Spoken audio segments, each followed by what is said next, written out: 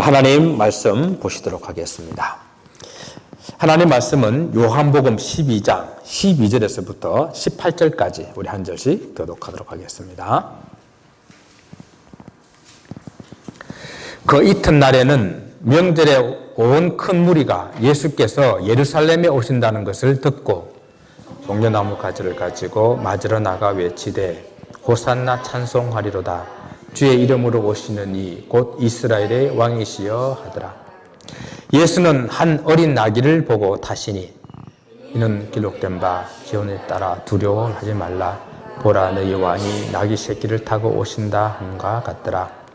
제자들은 처음에 이 일을 깨닫지 못하였다가 예수께서 영광을 얻으신 후에야 이것이 예수께 대하여 기록된 것인가 사람들이 예수께 이같이 한 것임을 생각났더라.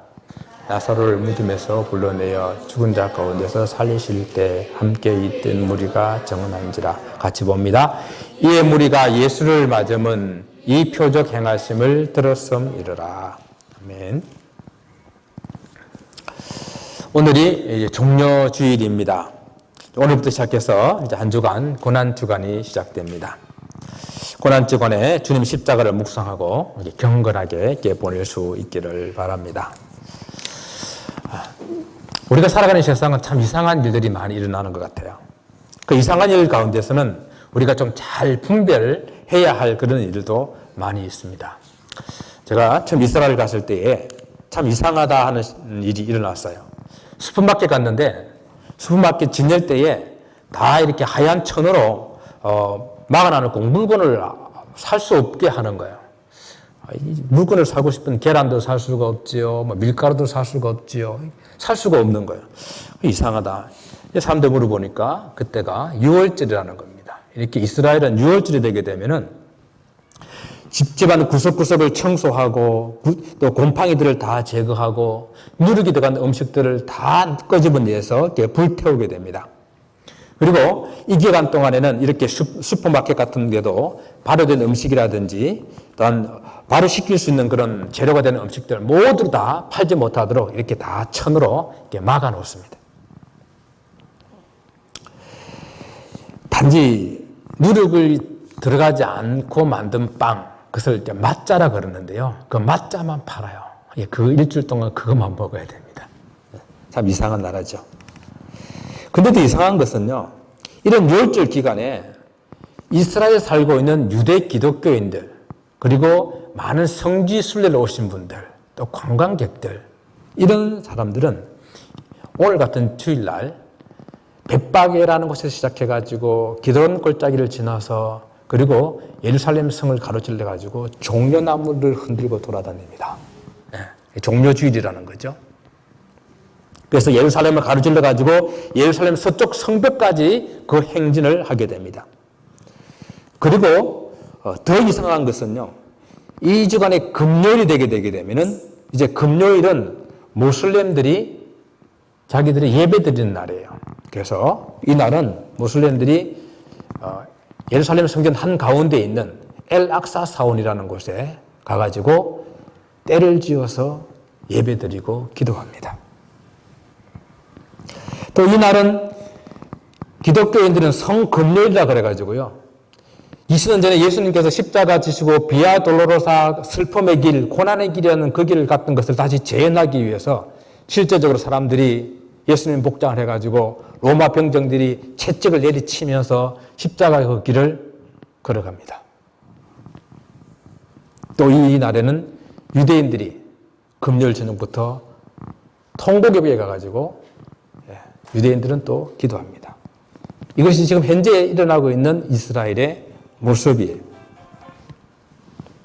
그런데 정말 이렇게 이상한 일들이 그 당시에 일어났었는데 이 이상한 일들은 예루살렘에서도 일어나고 있는 이 일들이 2000년 전에도 이러한 일들이 비슷한 일들이 일어났다는 이야기입니다. 그래서 오늘 본문 말씀을 통해 가지고 그 이상한 일들을 우리가 한번 생각해 보며 분별할 수 있기를 원합니다.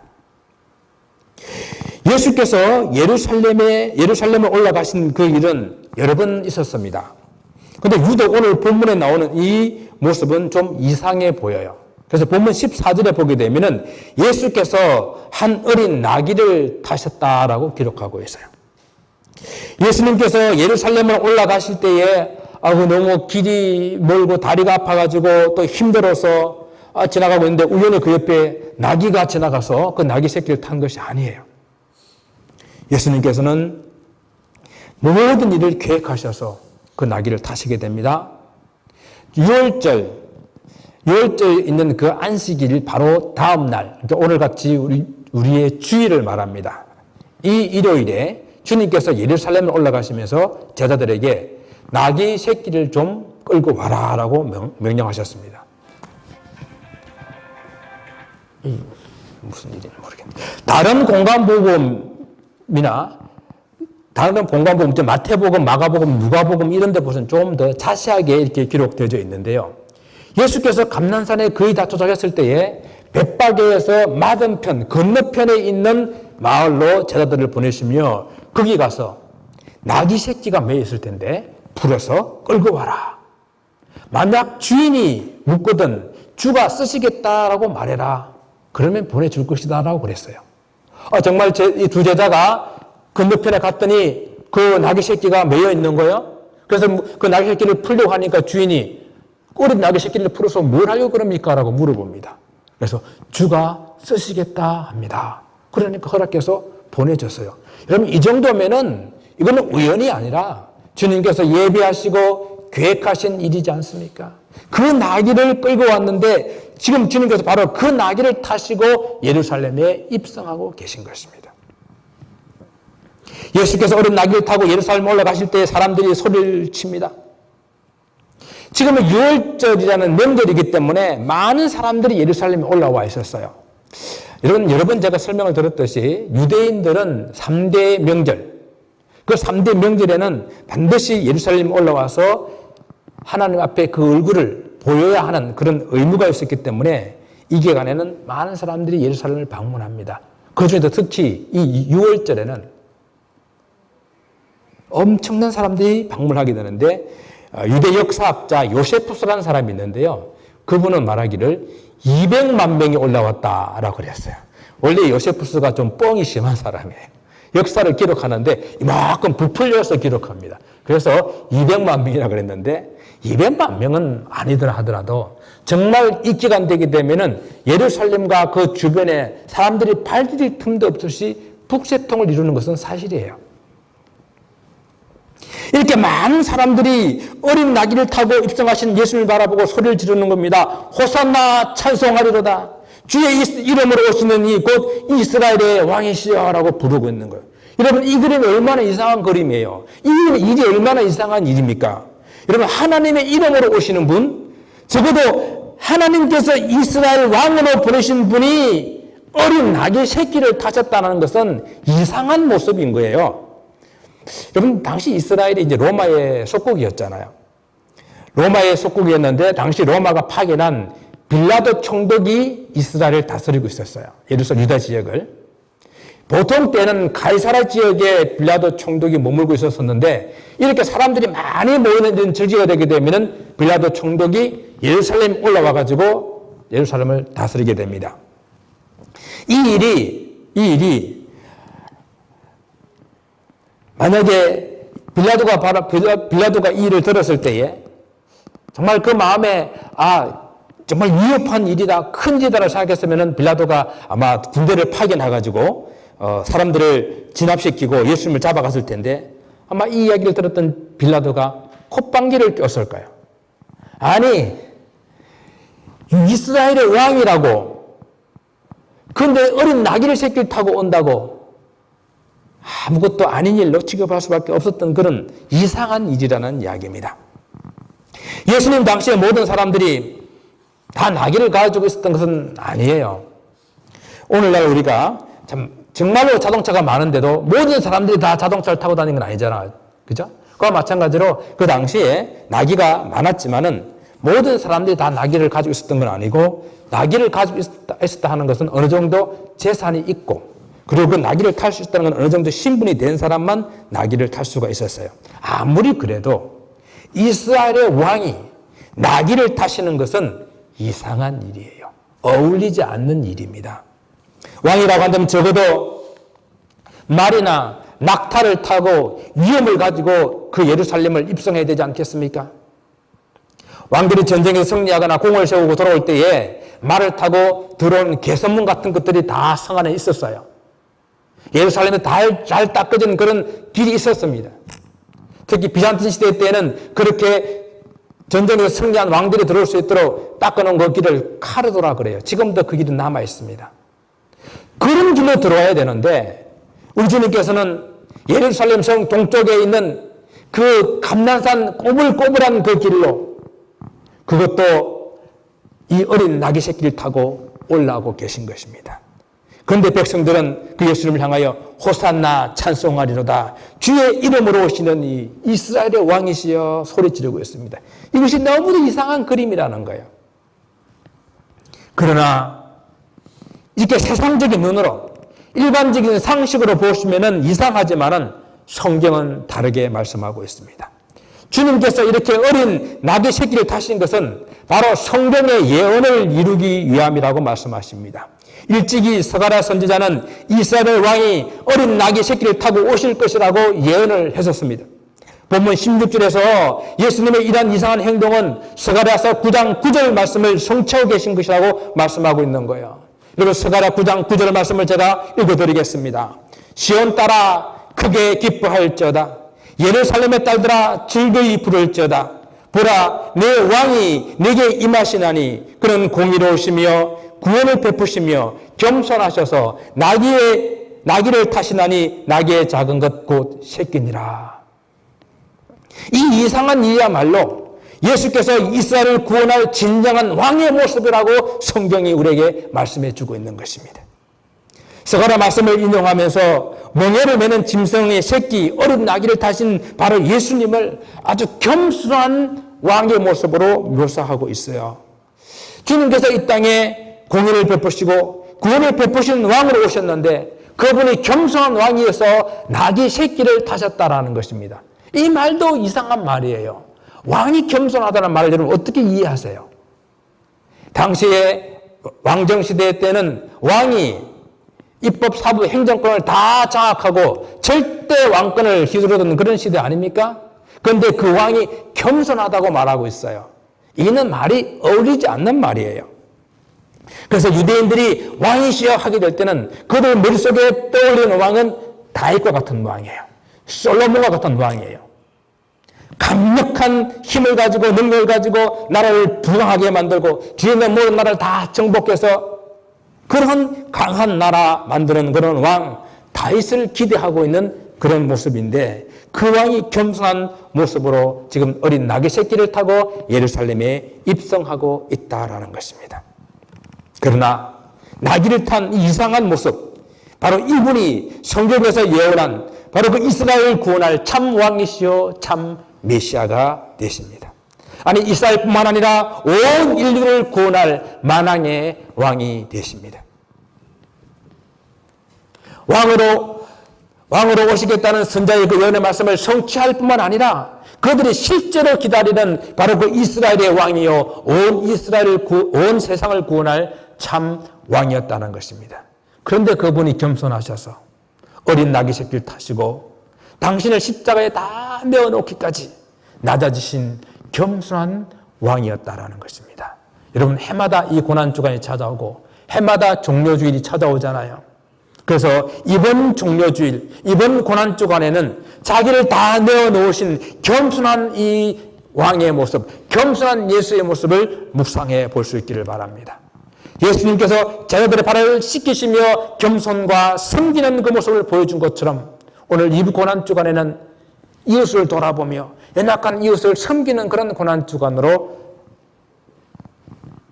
주님의 고난을 묵상해 볼 수 있기를 바랍니다. 자, 우리 기독교 절기 중에서 이 고난주간을 시작하는 이 주일을 오늘을 종료주일이라고 그런다 그랬죠. 종료주일이라고 하는 말은 완전히 기독교적인 용어예요. 그죠? 완전히 기독교적인 용어입니다. 그럼에도 불구하고 이 기독교적인 용어는 유대인의 유월절과 관련이 있습니다. 유월절에 예수님께서 예루살렘에 입성하실 때에 사람들이 손에 종려나무 가지를 흔들며 주님을 맞이한 것에서부터 유래했다라고 하는 것입니다. 그래서 12절 말씀을 보게 되면요. 그 이튿날에는 명절에 온 큰 무리가 예수께서 예루살렘 오신다는 말씀을 들었다라고 이렇게 말씀하고 있습니다. 여기서 명절이라고 하는 것은 바로 유월절을 말씀하시는 것이고, 예수님께서 예루살렘에 입성하실 때에 많은 사람들이 와서 맞이한 것은 바로 유월절을 준비하기 위해서 올라와 있던 유대인들이 많이 있었기 때문입니다. 그리고 예수님께서 예루살렘에 입성하시게 되시고 그 유월절 때문에 올라와 있던 그 수많은 백성들이 예수를 맞이하고 있는데, 그런데 그들이 손에 종려 가지를 들고 예수님을 호산나 호산나 찬양을 했다라는 것입니다. 이 종려나무라고 부르는 이 나무들이 미국에도 많이 있잖아요. 그런데 여기서 종려나무라고 부르는 것은 그 열리는 열매가 대추처럼 생겼다 그래가지고 대추야자 열매라고 부르는 종려나무예요. 그래서 히브리어로는 타마르라고 부릅니다. 이 타마르는 그 열매가 아주 무성하게 열리기 때문에 그 대추야자는 다산과 풍요의 상징이 되고 축복의 상징이 되는 그런 나무고요. 그리고 이 대추야자는 그 생명력이 아주 강합니다. 그래서 그것 때문에 이 대추야는 생명의 열매 때문에 승리를 상징하는 그런 열매, 그런 나무예요. 그래서 종려나무가 생명이 진짜로 강한데요. 가끔 이제 대추야자 열매, 대추 열매 나무를 없애기 위해서 유대인들이 밑둥을 싹 잘라버려요. 그러면 거기서 또 새순이 올라오기 때문에 그 나무를 완전히 없애기 위해서 그 나무 뿌리까지 기름을 듬뿍 채워가지고 불을 태워서 없애요. 그래야만 그 뿌리가 다 없어집니다. 그 정도로 생명이 강한 나무입니다. 이런 생명의 풍성함과 승리를 상징하는 그런 나무이기 때문에 왕들이 전쟁에 승리하고 돌아오게 되면 백성들은 그 종려나무 가지를 가지고 나가서 흔들기도 합니다.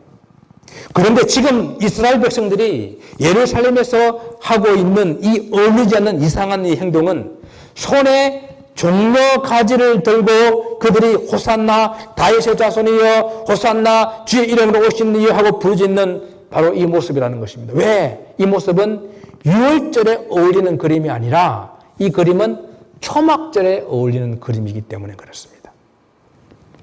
여러분, 제가 이스라엘의 3대 절기를 자주 설명을 들었는데, 초막절이라고 하는 것은요, 이스라엘의 장막절에 부르기도 하고 수장절이라고 부르기도 하는 그런 절기인데, 이스라엘 달력으로는 이스라엘은 여름이 한 해가 끝이에요.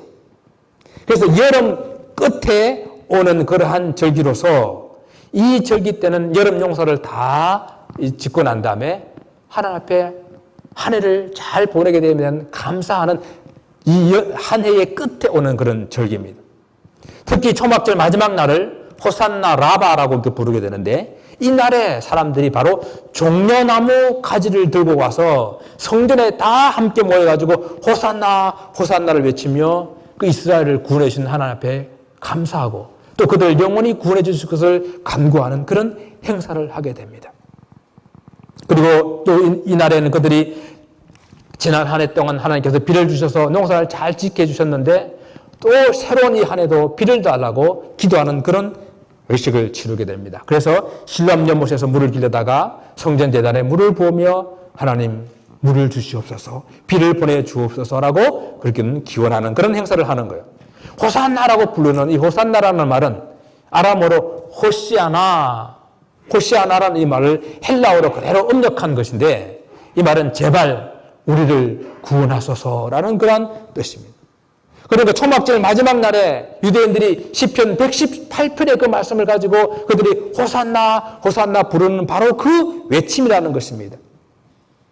전혀 유월절에 어울리지 않는 그 외침을, 초막절에서 불리하는 그 외침을 지금 부르고 있는 것입니다. 이 초막절 기간 되게 되면요, 이제 한 해의 묵은 종려나무 가지를 잘라내고 그리고 새순이 나도록 하거든요. 그래서 많은 종려나무를 잘라놨기 때문에 유대인들이 그 초막절 기간 동안에 광야에서 그들이 텐트를 치고 천막을 치고 살았던 것을 기념하기 위해서 자기 집 벽에다가 혹은 집의 베란다에다가 발코니에다가 이렇게 초막을 만들어서 일주일을 살아요. 그때에 이 종려나무 가지를 그 지붕으로 덮어야만 됩니다. 그것이 법으로 규정되어 있는 거예요. 그래서 많은 종려나무를 그때에 꺾어놓고 그 종려나무를 덮게 됩니다. 그러니까 종려나무 하면 초막절, 초막절 하면은 종려나무를 생각해야 되는 거예요. 근데 6월절에 종려나무 가지를 꺾어서 오면 안 된다는 것은 없지만은, 그러나 6월절에는 종려나무 가지를 꺾어서는 안 되는 기간이거든요. 근데 6월절에 수많이 모인 사람들이 제철도 아닌 이 종려나무 가지를 꺾어서 손에 들고 흔들면서 호산나 호산나를 외치는 것은 어울리지 않는 그림이라는 것입니다. 제가 이스라엘 절기를 자주 말씀을 드리는 것은요, 성경에 나오는 절기를 우리가 다 뭐 지켜야 된다는 그런 의미는 아니에요. 성경에 나오는 절기들은 그 절기들마다 하나님께 주시는 영적인 의미가 있고, 그 영적인 의미는 바로 예수 그리스도를 상징하는 그림자적인 것이기 때문에 예수 그리스도를 믿는다 한다면은 그 그림자적이고 상징적인 그 절기는 더 이상 지킬 필요는 없지만은, 그러나 그것이 무엇을 의미하는지 깨닫게 되게 되면 주님께 주시는 그 영적인 의미를 더 잘 알 수 있다는 것이죠. 신앙생활에 유익하다는 것이죠. 그래서 제가 절기를 자주 이렇게 말씀을 드리는 것입니다. 이스라엘 백성들이 지금 6월절인데 이 6월절을 왜 지킵니까? 그들이 애굽에서 종살이하고 있을 때에 하나님께서 그들을 구원하실 그 마지막 10번째 재앙이 있었습니다. 10번째 재앙은 모든 집안의 장자들이 다 죽는 재앙이에요. 짐승에서부터 바로의 아들까지 그 누구도 예외 없이 다 죽는 그날이었습니다. 그런데 하나님께서 그 죽음의 재앙에서부터 살아날 수 있는 길을 열어주셨어요. 그것이 양을 잡아서 그 양의 피를 좌우 문설주와 임방에 바르게 되게 되면은 죽음의 신이 그 피를 보고 그 집을 넘어간다는 거예요. 유월한다는 거예요. 그것이 유월절이잖아요. 그래서 6월절은 그날 밤에 하나님께서 죽음에서 구원해 주신 그날을 기억하고 감사하는 절기가 6월절입니다. 그리고 그들이 급하게 애굽을 떠나오면서 발효시킨 그런 떡을, 발효시킨 밀가루를 가져 나오지 못했기 때문에 발효되지 않는 딱딱한 그런 빵을 먹었던 것을 기념해가지고 6월절 하게 되면 두 가지, 양고기와 맛자를 생각하는 거예요. 그때 하나님의 구원에 감사하면서 6월절 때에 그 양과 누룩 없는 그 무교병 그 빵을 먹는 그날, 그것을 먹으면서 구원을 감사하고 하나님 구원받는 그날을 기념하는 그날이 6월절인데, 그러나 이 초막절이라고 하는 것은 이미 구원받은 백성들이 광야 생활을 잘 마친 것에 대한 감사를 드리면서 그 초막을 짓고 생활하는 그런 절기예요. 그 초막절에서 가장 대표되는 그러한 것은 바로 이 종려나무고, 세상 끝에 있을 그 종말의 구원이 완성돼서 최종적인 승리를 상징하는 것이 바로 초막절이라는 겁니다. 그럼 지금 주님께서 6월절 때에 맞춰서 사람들을 죄에서 구원하시기 위해서 어린 양의 모습으로 예루살렘에 올라가고 계신데, 사람들은 종려나무 가지를 들고 나와가지고 주님께서 이루게 될 종말론적인 그 구원을 지금 노래하고 있다는 것이에요. 이것이 정말 어울리지 않는 이상한 일이라는 것입니다. 우리는 이 말씀을 들었을 때에 제가 설명드리지 아니하면 이것이 뭐가 이상한 일이야. 초막절에 종려나무 가지를 흔들든 6월절에 종려나무 가지를 흔들든 뭐가 이상한 일이라고 생각하지 않겠어요? 자, 예를 들어서 이런 예를 들었더라고요. 외국인이 우리나라 설날 때 그들이 송편을 먹든 떡국을 먹든 이상한 일이 아니에요. 그죠? 그건 우리는 이상한 일이에요. 설날 때 송편을 먹고 추석 때 떡국을 먹으면 이상한 일이잖아요. 그것처럼 지금 6월절에 종려나무 가지를 흔드는 것은 이상한 일이라는 거예요. 그래서 성경은 이렇게 기록합니다. 그때 종려나무 가지를 들고 흔드는 그 사람들도 이게 뭔지를 몰랐어요.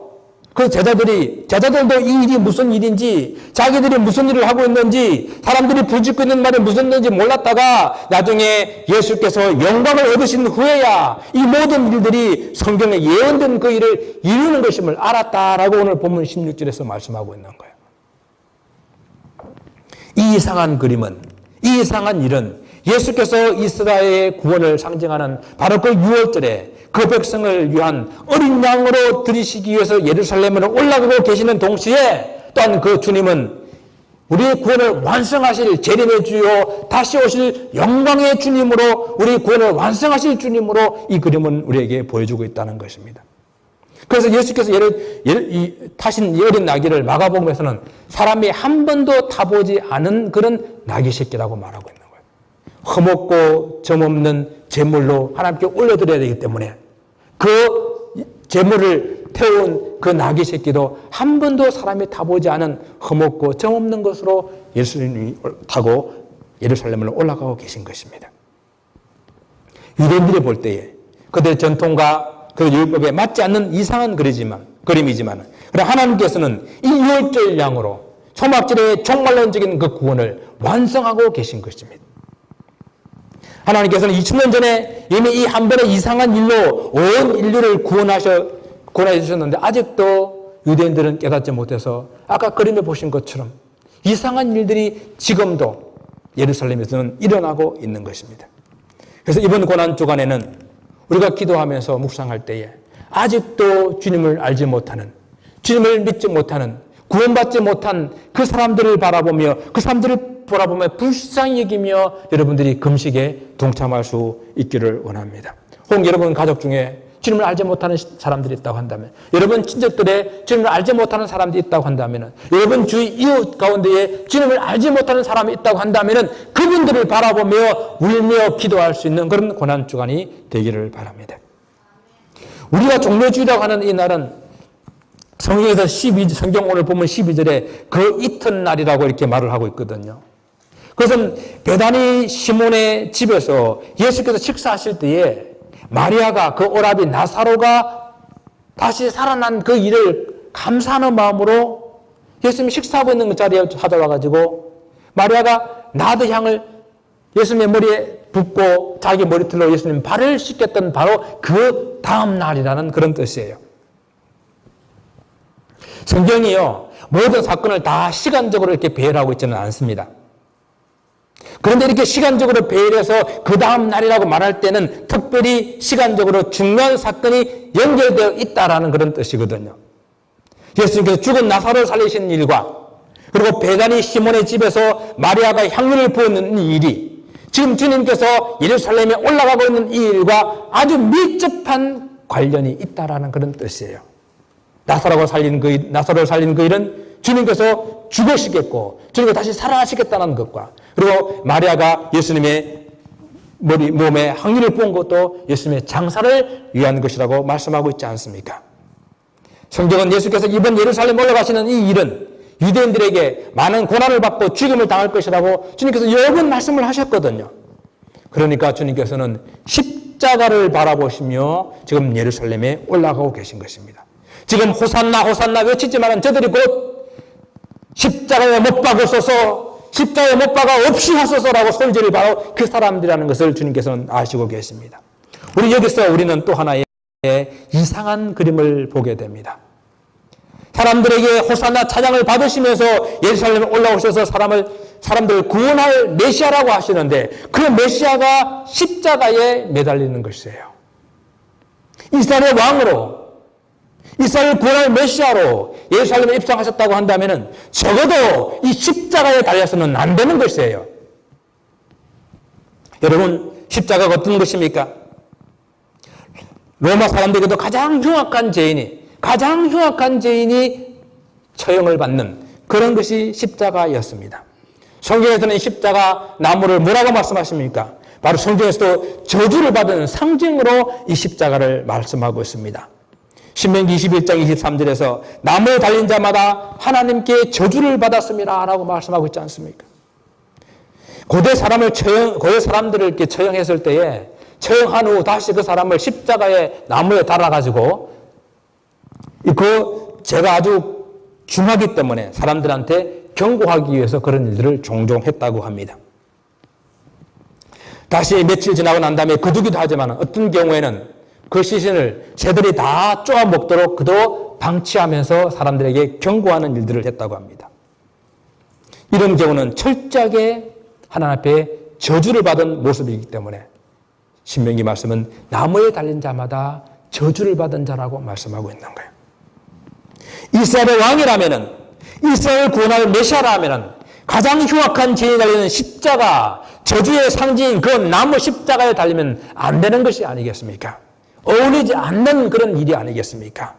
그러나 이 어울리지 않는 이 그림이, 어울리지 않는 이 이상한 일이 우리를 구원할 가장 완벽한 일이 되었다는 이야기입니다.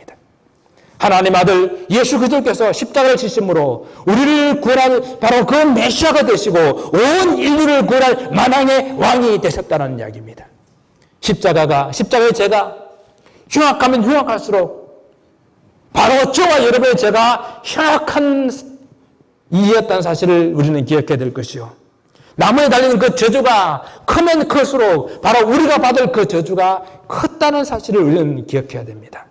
그래서 사도 바울은 이 말씀을 인용하면서 그리스도께서 십자가에 달리신 것은 바로 우리가 받아야 할 율법의 그 저주를 대신 받은 것임이라고 갈라디아서 3장 13절에서 말씀을 하고 있는 거예요.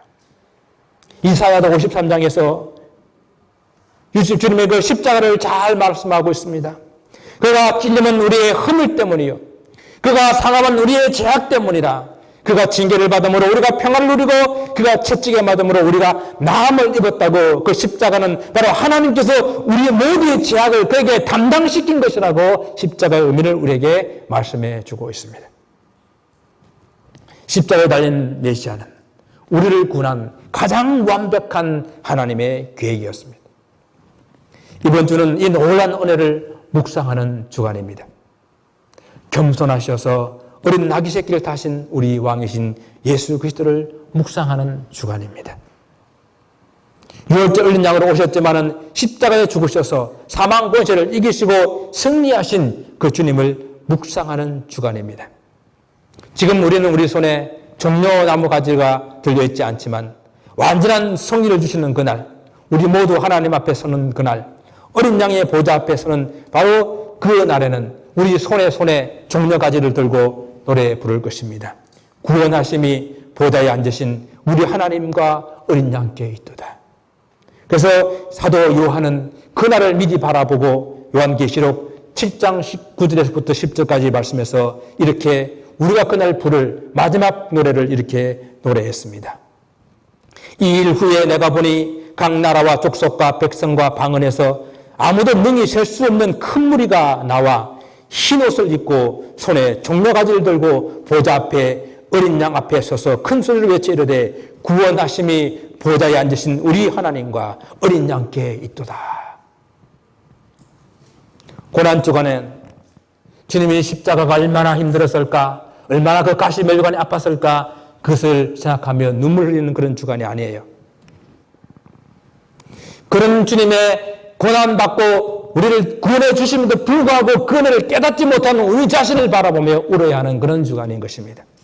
이런 주님의 구원이 있었음에도 불구하고 아직도 구원받지 못하고 아직도 주님의 사랑을 알지 못하는 많은 사람들을 바라보며 울어야 하는 그런 주간인 것입니다. 그리고 고난주간 후에는 성령의 부활하심을 맞이하는 그런 주간이 바로 이 주간입니다. 정말 마지막 날에는 우리가 하나님 보좌에서 주님의 구원하심을 감사하며 노래 부르시는 그날을 사모하며 이 한 주간을 묵상하며 경건하게 보내서 부활의 영광을 맞이하는 여러분 되시기를 주님으로 축원을 드립니다. 기도하겠습니다. 아버지 하나님, 오늘로부터 종려주일 그리고 고난주간을 시작합니다. 주님의 그 십자가를 묵상합니다. 세상 사람들은 이해할 수 없고 이상하다라고 생각하는 바로 그 일이 우리를 구원하신 가장 완벽한 하나님의 계획이었고 하나님의 일이었음을 우리가 감사하며 이 한 주간을 묵상할 때에 아버지 하나님, 아직도 주님을 알지 못하는 사람들을 향하여 울 수 있게 하시고 그 주님의 엄청난 사랑을 받았음에도 불구하고 하나님 주님 뜻대로 살지 못하는 우리 자신을 바라보며 울 수 있는 한 주간이 되게 하여 주님, 그리하여 이 고난의 시간을 보내고 영광의 날을 맞이하는 다른 모든 성도들 될 수 있도록 축복하여 주옵소서. 감사하며 예수 그리스도 이름으로 기도드리옵나이다.